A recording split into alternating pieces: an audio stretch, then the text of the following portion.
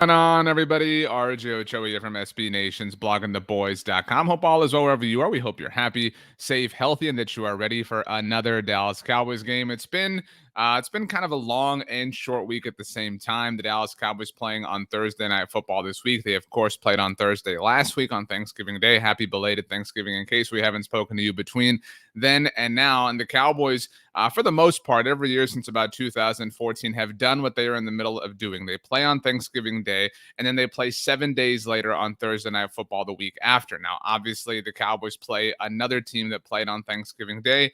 This particular instance, of course, is the Thursday night game against the New Orleans Saints, who played on Thanksgiving night against the Buffalo Bills. New Orleans was embarrassed. So you have two of the three teams that lost on Thanksgiving Day meeting one another in this game on Thursday Night Football. And like I said, it's been a short week in the sense that this game is happening on a Thursday, but it isn't your typical Thursday game because both of these teams played on Thursday last week. This week does inspire a little bit more football guyness from the Cowboys than we normally see. They refer to the Friday after the game, the first Thursday game, as Monday. They refer to everything as normal days, etc. It's a weird week. And, if we're being honest, this is the most unique week of the season for the Dallas Cowboys. And I think, we're all looking forward to this game. I don't want to, get past it. This is our preview show, obviously, but I do think that we're all very excited for the weekend, right? It's December. Maybe you're going to get some Christmas shopping going, whatever the case may be. And it's always nice when you get that win early in the week and you can sit back, you can relax, you can enjoy the weekend. Maybe you can enjoy some conference championship games this weekend. And then you can just sit back, relax, and enjoy the Red Zone channel on Sunday. Now, all of those things are made better by Dallas Cowboys win, which did not happen last week, but it does seem like it could happen on Thursday night in New Orleans. Now we'll get there. As it is our preview show, we will dive into the film room with Matt Minnick, our talented film expert here at Blogging the Boys. We do not have a discussion with somebody who covers the New Orleans Saints for you this week due to the uniqueness of the week. So our apologies there. Just know that we are trying very hard to keep this thing afloat, baby. I mean, we're at week 13 now, and so sometimes things are a little bit difficult, but we will, of course, have somebody who covers the Washington football team ahead of next week's game. Like I said, there will be a little bit of a delay between this Cowboys game and the next one. Nice little week and a half off that mini bye. But before we get to that mini bye, we, of course, have to play the game on Thursday night against the Saints. And I have some keys to victory that are obviously correct, that the Cowboys are obviously going to adhere to. So without further ado, let's go ahead and begin. And the first one for me has a lot to do with Dak Prescott, MVP of the team, maybe MVP of the league. I know that sounds crazy given how Dak has played as of late, but the MVP award as far as the 2021 NFL season is still pretty open. And we now, we now and are at the same time, said the word nar. We now are at the kind of narrative driving time of the year. This is December. This is big time football. The Cowboys are about to play a nationally televised game. And this is an opportunity for Dak Prescott in Louisiana, a place that obviously means a lot to him, for him to go have success. And if we're being honest with ourselves, and I know it's a difficult thing because we all love Dak Prescott, we all want to see him have high levels of success. He has not played well over the last couple of weeks. Yes, he played well against Atlanta because everybody did. He did not play well against Kansas City. He did not play well against Las Vegas. Obviously, had a great fourth quarter and obviously had a great throw to Dalton Schultz, that last touchdown, but, ultimately couldn't get things done in the end of regulation and in overtime to get the win, that is. And I understand, and I know you understand, and I know we've kind of had these conversations. Amari Cooper was out. CeeDee Lamb was out. Dak has dealt with an alternating, cast of offensive linemen all season long. And those are all fair data points. Those are all fair variables for us to bring up and for us to discuss. And are the excuses? No, but they are very fair things. But nevertheless, it's time. It's time. We need to see Dak will this team to victory. We know he's capable of doing it. It's not like he needs to prove it to us or anything of the sorts, anything ridiculous like that. But we need Dak to deliver. Regardless of what is happening around him, this team goes as he does. And so we absolutely need Dak Prescott to have that MVP type of performance that we have grown to know is normal for him. And so this is a big game for Dak Prescott. Again, not that his standing or position on the team is in doubt or jeopardy. Nobody's saying anything ridiculous like that. But if the Cowboys are going to win, if the Cowboys are going to win with authority, it's going to be because Dak Prescott has himself a nice game. And so we're obviously all rooting for that. On the other side of things, it does appear as if Taysom Hill will start at quarterback for the New Orleans Saints. And this is, I don't want to say a bit of a surprise. Obviously, New Orleans has had a unique season with Jameis Winston, and then unfortunately, Jameis getting hurt. Going to Trevor Siemian. Taysom Hill is somebody who they have explored with at the quarterback position before. A lot of people have thoughts about Taysom Hill. We don't have to spend time kind of relitigating those discussions. But the facts of the matter are, despite whatever contract extension the Saints give him, Taysom Hill is not that talented of a quarterback. He is a very interesting football player, but he isn't a great thrower of the ball, a great passer, just to be blunt, to be simple. And so while all of that is true, this is really his debut on the 2021 season. And, we've looked so much at the opposing quarterbacks the Cowboys have played this year and how they've been able to have success against the lower quality guys. I know Teddy Bridgewater lit them up. That was kind of an outlier as far as those things were concerned. But the Cowboys cannot overlook Taysom Hill, all right? And it's difficult with Mike McCarthy not there, obviously, but Dan Quinn, Dan Quinn knows Taysom Hill. Dan Quinn knows the New Orleans Saints, obviously, is the former head coach of the Atlanta Falcons. And so the Cowboys they just cannot be surprised by anything that Taysom does. Guess what, Cowboys? He's going to try to run with the football. That's who Taysom Hill is. Look at the graphic that we put up here. I mean, that's what Taysom Hill wants to do. He's not going to sit back there. He's not going to throw it 30 times. He's going to try to win this game, like one of the armed forces. This is going to be an Army-Navy game as far as Taysom Hill is concerned. And so the Cowboys have to be prepared for that. They cannot allow themselves to be surprised. They cannot allow themselves to be caught off guard by Taysom Hill. You know what you're getting into, Cowboys. Be aware. Be ready for it. This isn't a talented quarterback. You can have high levels of success as long as you know what to expect. My third data point, I know I mentioned Dak Prescott, but the Cowboys have to see star players show up. And we mentioned Micah Parsons here because if there has been a star player on this team that has shown up, even in the losses, it has been Micah Parsons. Now, we can sit here, we can lay, a list out of who we think the star players are on the Cowboys. Obviously, Dak Prescott's on that list. I would put Tyron Smith. I would put Zach Martin, Amari Cooper, CeeDee Lamb. I'd even say Dalton Schultz is on that list right now. Randy Gregory, DeMarcus Lawrence. I mean, some of these players haven't been available, but you get my point. We're talking about the more important players on the team. And of those players, of the ones that have been available over the last few weeks, the only one who has shown up with regularity and with consistency has been Micah Parsons. And so the time is now, for the rest of the team to show up. I mean, this is no longer, some sort of just kind of chill game in the middle of November. No, you've gotten to December. The NFC East race is a little bit tighter than we all wish it were. You've got some room for error. You've got some breathing room if you want to look at it that way, thanks to the Philadelphia Eagles losing last week. But we need all of the star players for the Dallas Cowboys to show up besides Micah Parsons. Now, a bit of good news on that note is we found out on Wednesday, that Amari Cooper is going to play in this game. So a nice return for him. Obviously, he has missed the last two games. And sorry, I was about to cough. An interesting note. Man, that was, just my throat like attacked me for a second. I was talking to a friend of the show, Bobby Belt from NFL Network, about this in the lead up to putting everything together for the preview show. And I realized, and again, shout out to Bobby, great Twitter follow on Twitter at BobbyBeltTX. This is the first game that we're going to see on Thursday night. This is literally the first time that Dak Prescott, CeeDee Lamb, Amari Cooper, Michael Gallup, the three top wide receivers, and obviously the quarterback, Tyron Smith, Zach Martin, and Lyle Collins are all going to play a game together. Think about that for a second. And I know you're thinking like, wait a minute, how's that possible? Consider that CeeDee Lamb was drafted by the Cowboys last year and that Lyle Collins obviously, didn't play last year. And then when you include because you're thinking now like, okay, well, what about the season opener? Well, Zach Martin didn't play in the season opener. And then after that, Lyle Collins was suspended and then he didn't play and Michael Gallup was out, so this is the first time. And again, I'm going to lay these names out for you one more time.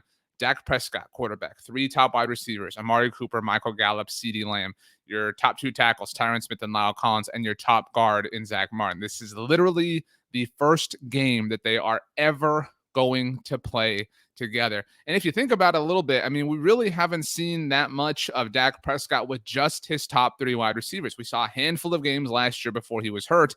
Obviously, the first game of the season when Dak Prescott was phenomenal, but then Michael Gallup got injured and then, comes back and Dak didn't even play in Minnesota. Not that Michael Gallup did, but, it has been, obviously Michael Gallup returned against Atlanta. So boom, there's another one. And then Amari Cooper's on the COVID list. And then CeeDee Lamb gets knocked out against the Chiefs. And so there is not a lot there. And that's not a bad thing. It's just saying that, they're really good when their really good players are available to them. And it seems like their really good players are all going to be available to them on the offensive side of the ball on Thursday night against the New Orleans Saints. But what about the New Orleans side of the ball? I know that was a long way to kind of tell that story. Like I said, it's been a long, short week. What about the New Orleans side of the ball? What Saints players should we be paying attention to specifically? It is now time to dive into the film room with Matt Minnick to figure out which Saints we need to be a little bit more cautious of. Injuries have absolutely decimated the New Orleans Saints this season, particularly on offense. Wide receiver Michael Thomas was lost for the season before it even started, and quarterback Jameis Winston followed him to IR a month ago. The whole thing is such a mess that I had to re-record this video, because after both missed last week's game, Mark Ingram and Alvin Kamara practiced this week. And then, of course, there's the developing situation at quarterback. Last week, Taysom Hill was only available to play quarterback in an emergency situation. The quarterback slash tight end slash wide receiver slash special teamer obviously brings an added dimension of athleticism to the quarterback position. But he can also sling it. On this play from week 9, Hill stayed in the pocket and zipped the ball in for a nice gain. Hill presents a much bigger challenge for the Cowboys all around. The defense better have the flexibility to change the game plan quickly if Hill takes over at quarterback. The Saints have some talented young pass rushers, but it's Cameron Jordan who they depend on to apply consistent pressure. Here, he takes a wide angle and bull rushes the offensive tackle deep into the backfield. This gives him an opening to cut underneath and get to the quarterback, forcing the interception. Jordan is the type of player who the Cowboys need to locate on every play. Whether it's a run or a pass, he can do damage.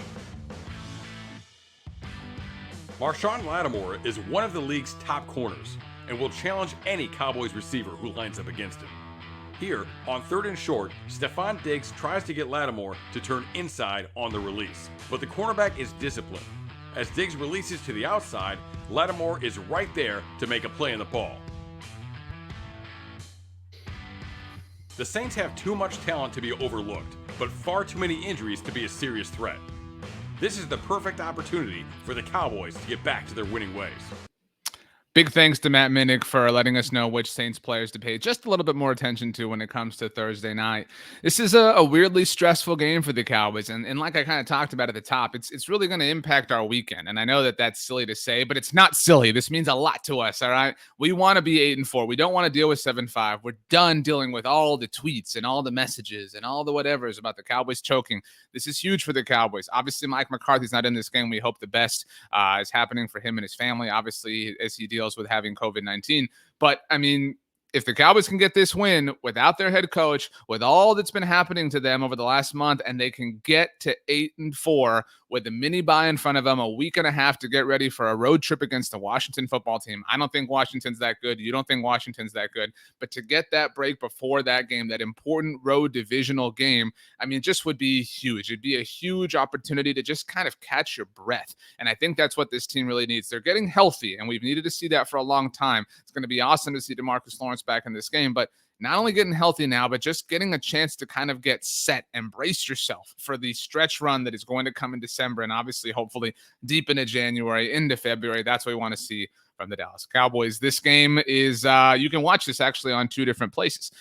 This is Thursday Night Football, which is an interesting proposition from the NFL. The 7-4 Dallas Cowboys visiting the 5-6 New Orleans Saints. You can watch this on Fox. Joe Buck, Troy Aikman, Aaron Andrews on the call. You can also watch it on NFL Network. Like I said, it's a bit of a unique thing. If you'd rather listen to the broadcast, you totally can on the home of the Dallas Cowboys, 105.3 The Fan. You can hear Brad Sham, Babe Loffenberg, and Christy Scales on the call there.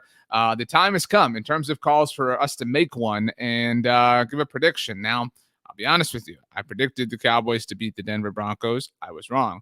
I predicted the Cowboys to beat the Kansas City Chiefs. I was wrong. I predicted the Cowboys to beat the Las Vegas Raiders. I was wrong. I know I've picked the Cowboys to lose. So I don't want the perception here to be that I'm just this homer that always picks the Cowboys to win. But they've obviously been a really good football team so far this year.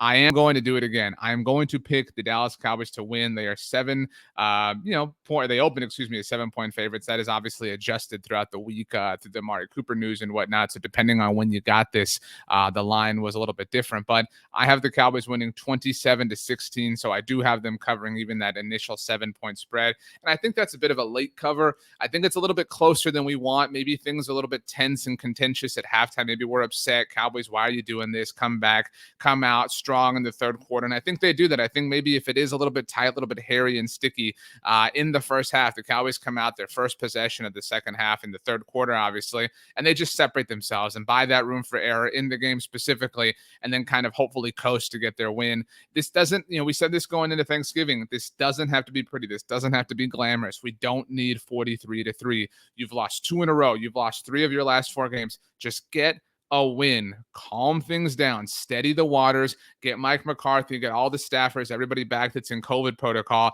take a deep breath. You'll have a week and a half to get ready for, there's 5 games after this, and 4 of them are against NFC East teams. And so it's going to be tight. It's going to be tough, no matter what your opinion is of the NFC East teams. Those are always hard games. And so to be able to kind of, get through the initial days of December with 8 wins already on the season would be important. My name is RJ Ochoa. You can check me out all throughout the Blogging the Boys universe, bloggingtheboys.com, here on the Blogging the Boys YouTube channel. Please do subscribe. And the Blogging the Boys podcast network, we are available on all podcast platforms. Search for Blogging the Boys, leave a rating, write a review. Those things mean the world to us. You can follow me on Twitter or Instagram at RJ Ochoa. You can also shoot me an email, rj.ochoa@sbnation.com, if that is more your speed. It's been a long, short week, like I've said several times. And so I'm excited for us to get through this. We'll, of course, be here as soon as the game is over for our official Dallas Cowboys postgame show here on the Blog of the Boys YouTube channel. Join us for the live conversation as we celebrate the Dallas Cowboys stopping the skid, getting their 8th win on the year,